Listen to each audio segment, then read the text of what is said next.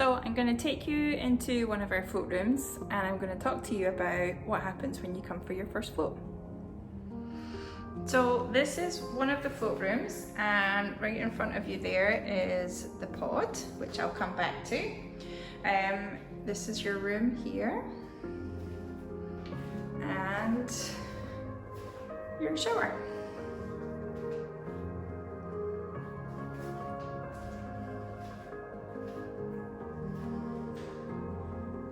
So this is your float room, and once you're in here by yourself, you just want to shut and lock that door. Once you get yourself undressed, you'll just pop yourself into the shower to have a quick rinse before you go into the pod.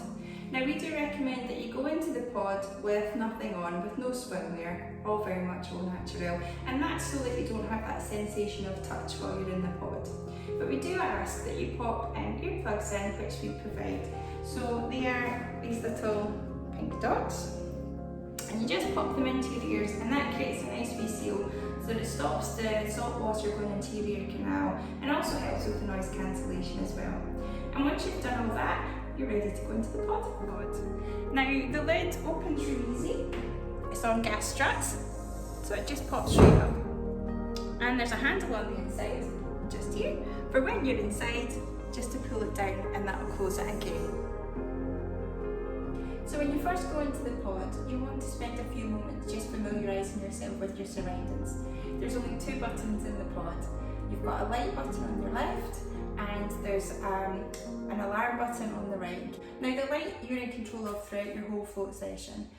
We've currently got it set at a blue ambient light, but you can change that to a colour changing light where it goes through a different flow of sequence of colours, or you can turn it off, and turning it off would be your full sensory deprivation.